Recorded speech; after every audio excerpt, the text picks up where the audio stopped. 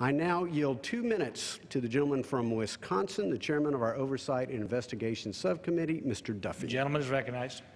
I appreciate the chairman for yielding, and I want to thank Chairman Huizenga for his good work on the FORM Act. I think this is a common sense set of reforms that makes the Federal Reserve more accountable to the American people, which means they're more accountable to the United States Congress. I would ask my colleagues across the aisle and my good friend from Wisconsin who says that the FORM Act is one that would provide for the Congress to set monetary policy. Where in the FORM Act does it say that? Just because we ask for oversight, just because we want to have the Federal Reserve accountable to the Congress and to the American people, doesn't mean that Congress is taking the role of setting monetary policy. Again, that is just setting up a straw man and trying to knock it down in the argument. This is important stuff. There's a distinct difference between the two sides of the aisle.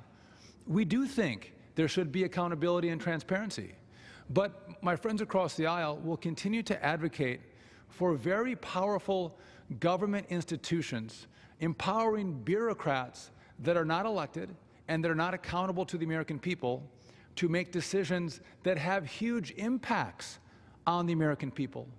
And what we say on our side of the aisle is, in our form of government, the people have a right to have a say in their government, which means you need to empower the Congress and the Senate to have oversight over these very powerful organizations.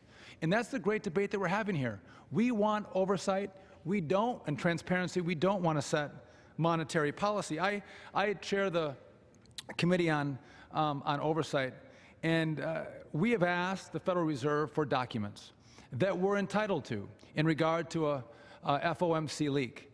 And the Federal Reserve has basically said, yes, you're entitled to these documents, but guess what? We're not going to give them to you. What's the reason, Madam Chair? I don't have a really good reason. Some people ask me not to give them to you. I know you're entitled, but I'm not going to send them over to you. Could I get additional 30 seconds? Gentleman is recognized. We had to go to extreme measures to get the Federal Reserve to comply with our subpoenas to provide us the documents that this institution is entitled to. That shows how arrogant this institution, the Fed, really is. A rules-based approach makes sense. An audit of the Fed, taking a look back that's not political, but a retrospective look at the Fed's monetary policy makes absolute sense.